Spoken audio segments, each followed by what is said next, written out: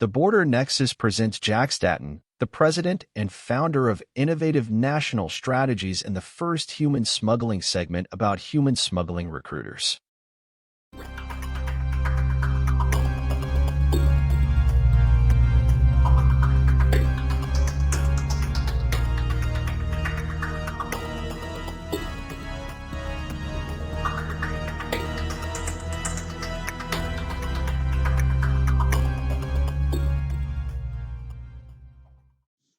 Hi, I'm Jack Staton, the founder and owner of Innovative National Strategies, a one-stop shop for your border security consultant expertise.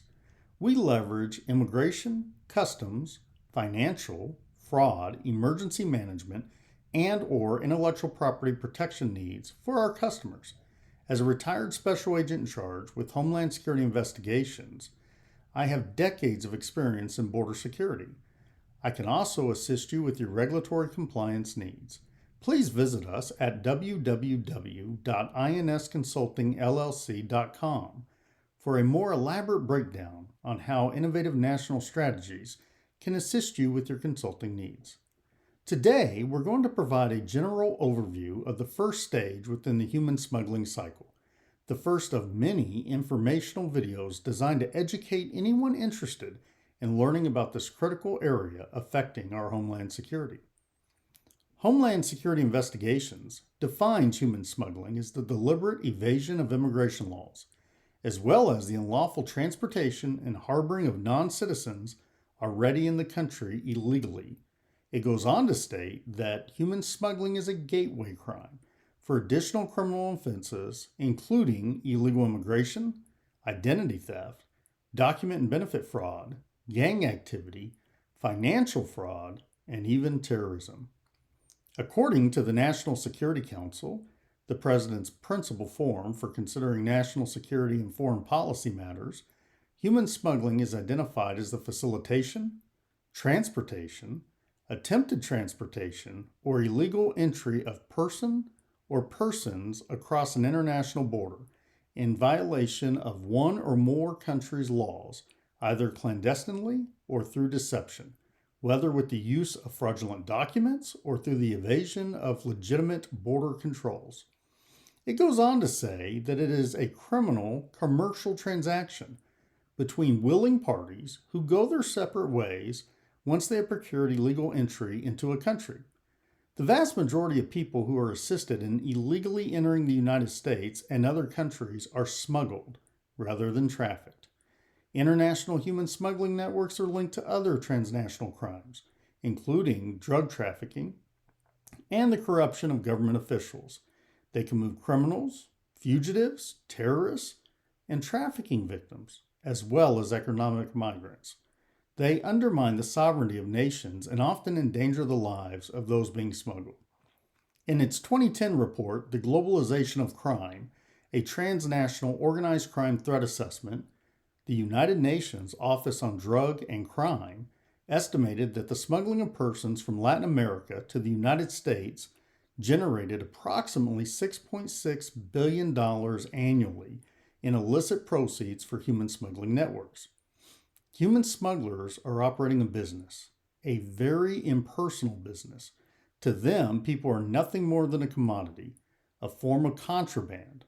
As such, they operate a business model, or as I call it, a human smuggling cycle. Now you may ask, who cares? Why is it important to have a human smuggling cycle? Well, it's important for the public and governmental agencies to know the human smuggling cycle in order to gain a better understanding of this crime and how it affects our communities.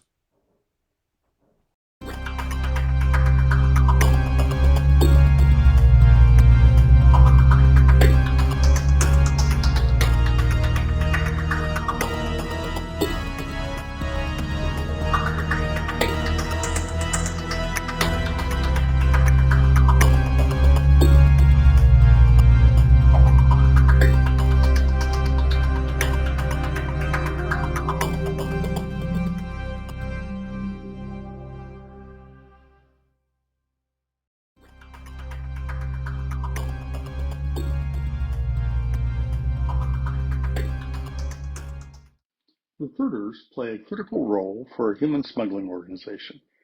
They supply both clients and new members to criminal organizations or syndicates. Unlike the old days where they frequented bus stations, train stations, public plazas, and airports near the southern border, now they also use social media platforms such as Facebook, Snapchat, TikTok, Instagram, Twitter X, and Craigslist, making it much easier for these recruiters.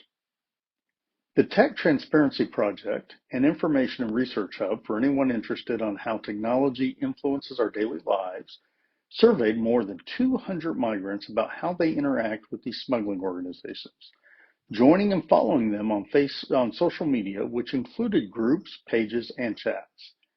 They found abundant advertising by coyotes, who use online tools effectively to promote their services. They also found that Meta, the company formerly known as Facebook, privately announced that users can use its platform to solicit human smugglers, a decision pitting them against demands by anti-human trafficking groups which urged the tech giant to crack down on the practice.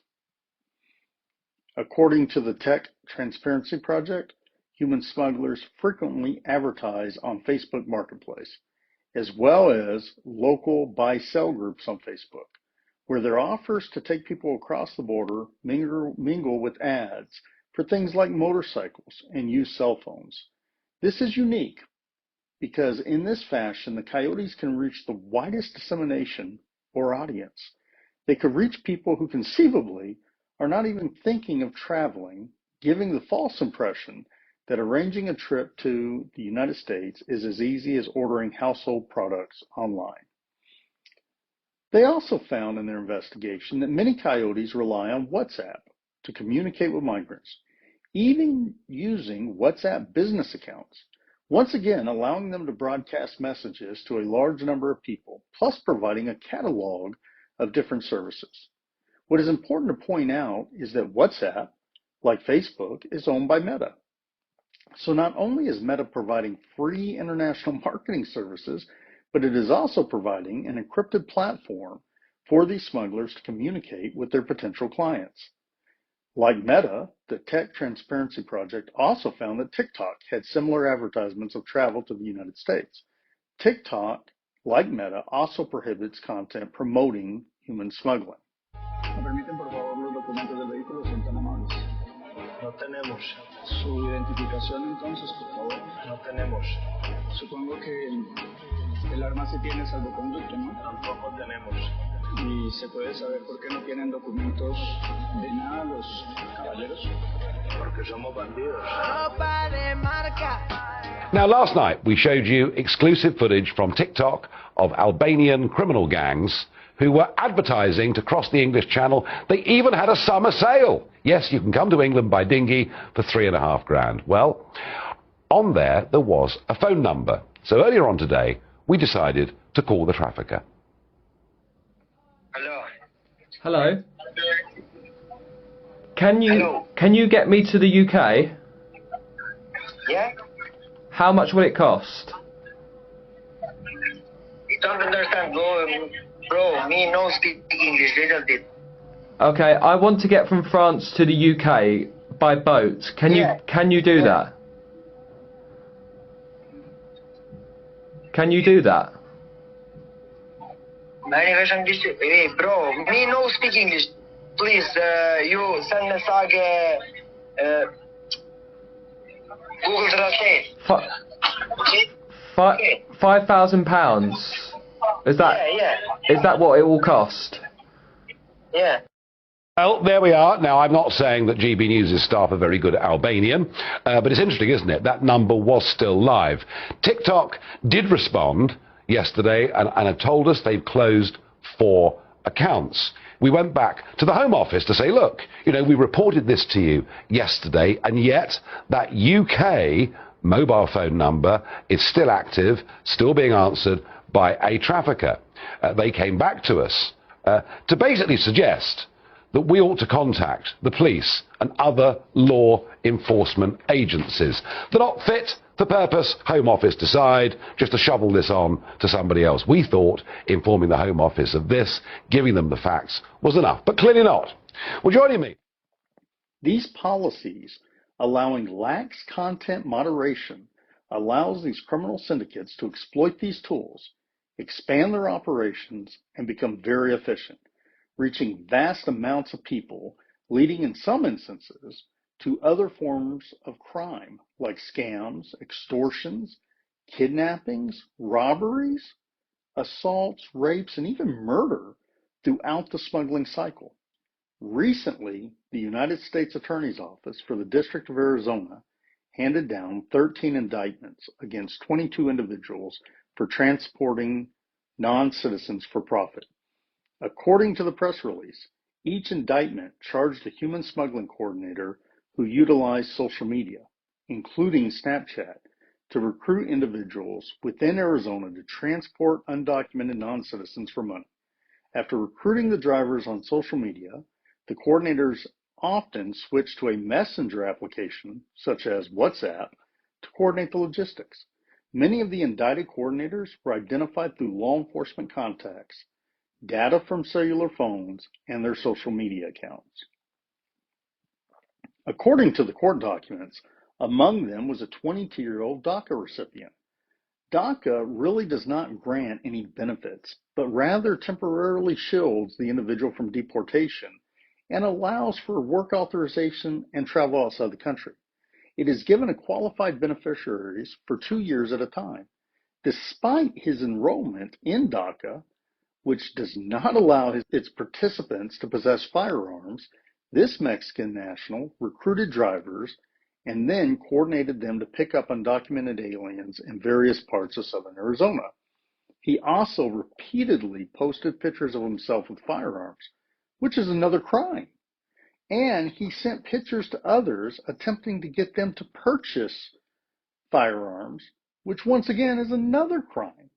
He did this by posting on Snapchat messages and advertisements, such as these two examples. Upon the execution of a search warrant at his home, Homeland Security Investigations and the United States Border Patrol Task Force officers found a Glock manufactured handgun with a Glock switch in his bedroom. The Glock switch converts this ordinary semi-automatic handgun into a fully automatic weapon. Incredibly, for some reason, he has not been indicted for the firearms violation. Perhaps there will be a superseding indictment later.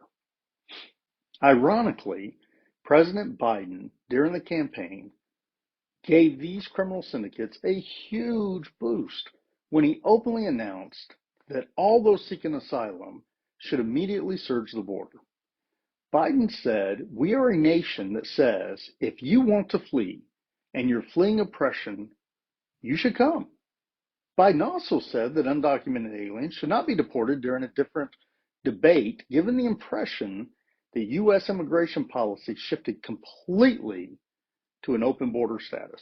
In fact, make sure that we immediately surge to the border. All those people are seeking asylum. They deserve to be heard. That's who we are. We're a nation that says if you want to flee and you're fleeing oppression, you should come. Should someone who is here without documents, and that is his only offense, should that person be deported? That person should not be the focus of deportation. We should fundamentally change the way we deal with things. President Biden is not alone here.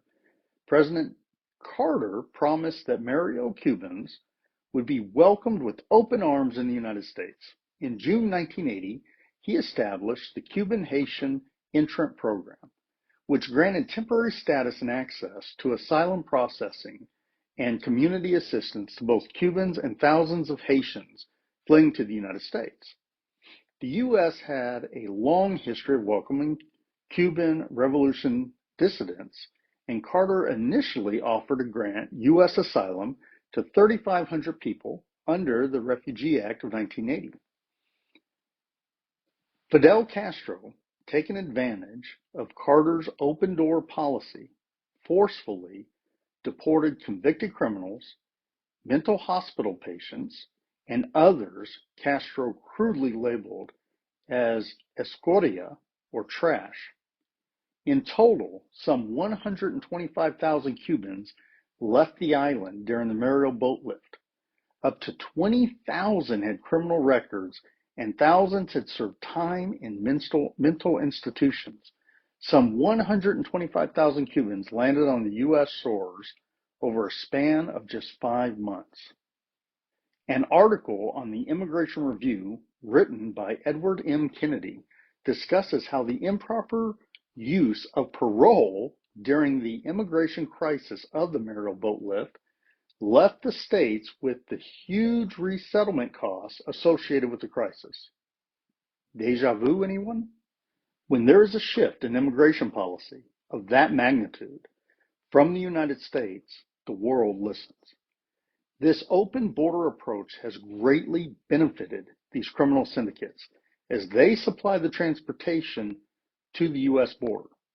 Most countries south of the border benefit greatly from the underground economy of migration and later from the remittances sent back home by the migrants. Therefore, there is not much of an incentive to curb any illegal immigration.